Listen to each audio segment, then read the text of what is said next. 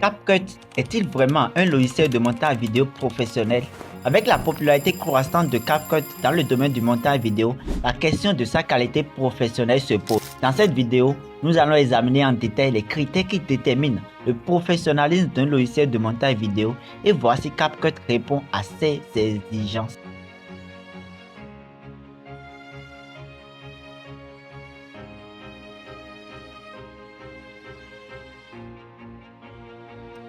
Il y a deux facteurs dépendants sur lesquels il faut se baser pour déterminer le côté professionnel d'un logiciel de montage vidéo.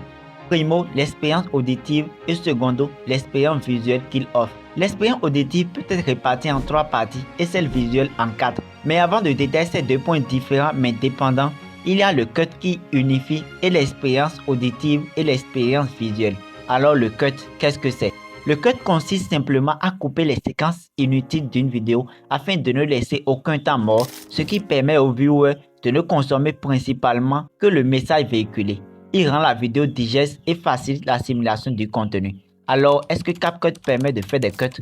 Je réponds que oui. CapCut fait des cuts et très bien même si vous savez bien comment vous y prendre. Maintenant, on revient aux 2 facteurs dépendants évoqués ci haut. L'expérience auditive répartie en 3 parties et celle visuelle répartie en 4 parties. Ensemble, on verra si CapCut répond à toutes les exigences d'une expérience visuelle optimale ou celle d'une expérience auditive optimale. Commençons par l'expérience visuelle.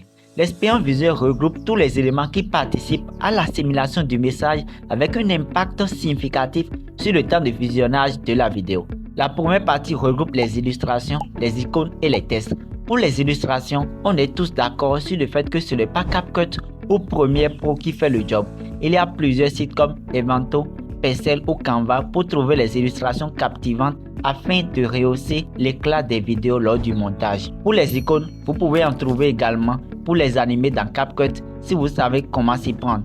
Une fois ces 2 paramètres validés, il reste les tests. Dans CapCut, vous avez la capacité d'ajouter du texte à votre vidéo et même de faire des sous-titres automatiques. Cela reste assez large pour faire des trucs de ouf si vous êtes décidé à apprendre tout en étant patient et créatif. La deuxième partie regroupe les animations et les transitions. Les animations, ce sont les petits mouvements que fait un élément avant d'apparaître à l'écran. Il peut s'agir d'un graphique, d'une vidéo ou d'une photo. Si vous allez sur CapCut, il y a pas mal d'animations stylées que vous pouvez trouver pour faire un montage très attrayant. On peut y ajouter les zooms et dézooms avec les keyframes, c'est-à-dire les images clés. Sur CapCut, vous pouvez faire les zooms et des zooms rapides ou progressifs et même fluidifier le tout en travaillant sur les courbes.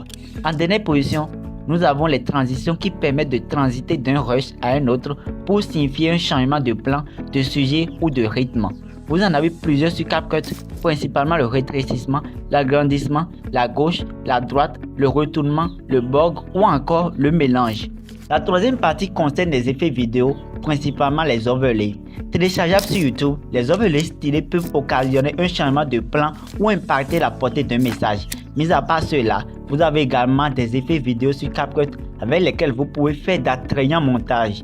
Toujours en restant focus sur les éléments qui participent à une expérience visuelle captivante, je viens en dernière position sur l'étalonnage. En effet, l'étalonnage permet de rendre une vidéo meilleure en travaillant sur les couleurs, la luminosité, la clarté et bien d'autres. Cela permet d'augmenter la qualité de la vidéo pour annoncer le rendu final. Est-ce que CapCut a cette fonctionnalité? Oui.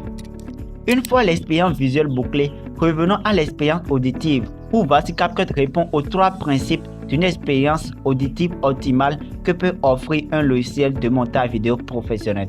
D'abord, il y a la voix. Sur CapCut, vous pouvez retravailler la voix en réduisant le bruit de fond, ajoutant des fondus en entrée ou en sortie, ou même jouer sur le volume en créant des images clés sur la piste audio. Si vous voulez une qualité audio au top, vous pouvez utiliser Adobe Podcast ou Noise Remover. Ensuite, il y a les effets sonores. Si vous allez sur CapCut, il y en a tellement et qui répondent parfaitement aux transitions disponibles et aux animations. Si vous avez l'instinct de monteur, vous pouvez bien vous débrouiller. Ou encore, il est possible de télécharger vos propres effets sonores pour les utiliser lors de vos montages. En dernière position, nous avons la musique de fond. Permettant de communiquer de l'émotion pour donner vie à la vidéo, les musiques de fond sont disponibles sur CapCut et permettent aux utilisateurs de faire des montages complets. Alors, est-ce que CapCut répond aux critères d'un logiciel de montage vidéo professionnel? Bien sûr que oui, surtout que ce n'est pas le logiciel qui fait tout le travail, mais le degré de créativité de chacun. Un montage peut être nul avec Premiere Pro ou After Effects, alors qu'il peut être excellent avec CapCut, juste parce que le monteur sait bien faire son job et maîtrise bien son logiciel. Par ailleurs, si vous voulez élever votre niveau en montage vidéo, je vous conseille d'utiliser Lightmotion avec CapCut afin de faire des trucs inouïs juste avec votre téléphone portable. N'hésitez pas à partager vos avis et expériences avec CapCut dans les commentaires pour enrichir ce débat. On se coince pour une prochaine vidéo. Ciao!